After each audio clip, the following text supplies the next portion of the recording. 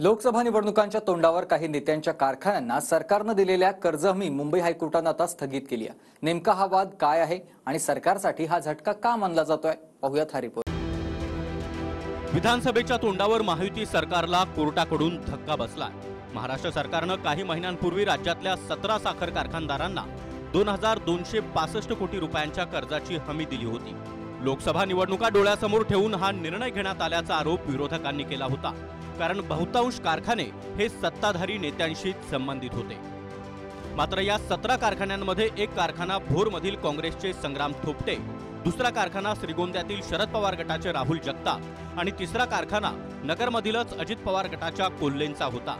या तिघांना कर्ज हमी देण्याचा निर्णय लोकसभा निवडणुकीपूर्वी घेण्यात आला होता। त्यावेळी बारामती लोकसभेत काँग्रेसच्या थोपटेंची तर नगरमध्ये जगताप आणि कोल्हेंची महायुतीला मदत व्हावी याच हेतूने कर्ज हमी देण्यात आल्याच्या चर्चा होत्या। नंतर बारामतीमध्ये सुळे तर नगरमध्ये लंकेंचा विजय झाला। निकालानंतर सरकारच्या एका बैठकीत कर्ज हमीतून काँग्रेसचे थोपटे, नगरचे जगताप आणि अजित पवार गटाच्या कोल्हेंच्या कारखान्याला देण्यात आलेली कर्ज हमी रद्द करण्यात आली आहे। आम्ही तिघांनी महायुतीला मदत न केल्यामुळेच ही कारवाई झाल्याचा आरोप विरोधकांकडून झाला। त्याविरोधात काँग्रेसचे संग्राम थोपटे यांच्यासह शरद पवार गटाचे अशोक पवार यांनी हायकोर्टात याचिका केली होती।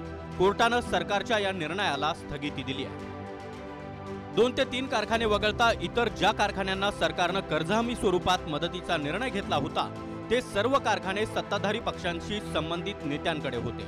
त्यामुळे कारखान्याच्या माध्यमातून नवं राजकारण रंगल्याच्याही चर्चा सुरू झाल्या, कारण लोकसभा प्रचारादरम्यान पंढरपूरच्या अभिजित पाटलांच्या कारखान्यावरची कारवाई देखील वादात सापडली होती। 26 एप्रिलला पंढरपूरचे अभिजित पाटील महाविकास आघाडीच्या सभेत होते। त्याच दिवशी 2021च्या प्रकरणात त्यांचा कारखाना सील केला गेला। 28 एप्रिलला फडणवीसांसोबत पाटलांची भेट झाली। 29 एप्रिलला अभिजित पाटील महायुतीच्या प्रचारात सामील झाले आणि चमत्कारिकरित्या 2 दिवसांनीच कारखान्याची जप्ती उठवली गेली। गेल्या वर्षी सप्टेंबरमध्ये अशोक चव्हाण काँग्रेसमध्ये असतानाच सरकारने त्यांच्या कारखान्याला 147 कोटी रुपयांची हमी दिली होती। त्याचवेळी भाजपच्या प्रताप पाटील चिखलीकर यांनी या हमीवरून चव्हाण लवकरच भाजपमध्ये प्रवेश करू शकण्याचा अंदाज वर्तवला होता आणि योगायोगाने पुढच्या काही महिन्यातच अशोक चव्हाण भाजपवासी झाले।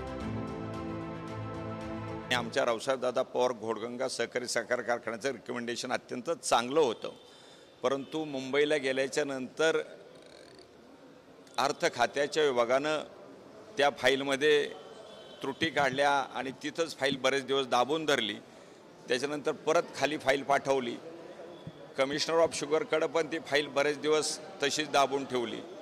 मग आम्हाला कसा न्याय मिळणार, म्हणून आम्ही खरं माननीय हायकोर्ट यांच्याकडे आम्ही याचिका दाखल केली। कारखाने टिकले तर शेतकरी टिकतील, कारखाने टिकले तर ऊस उत्पादक शेतकरी टिकतील, यावर सरकार निर्णय घेत असतं।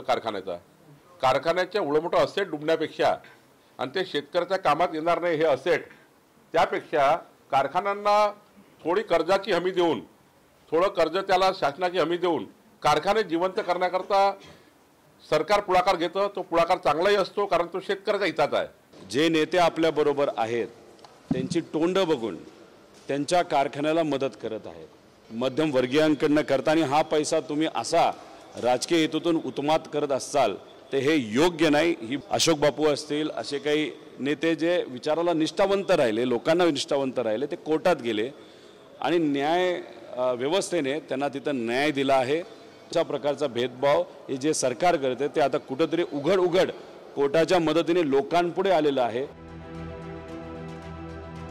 Bureau report, TV9 Marathi.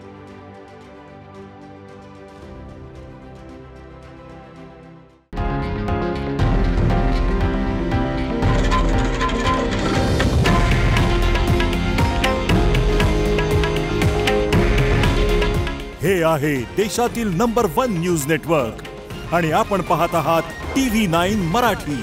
काळजी तुमची, हित महाराष्ट्राचं।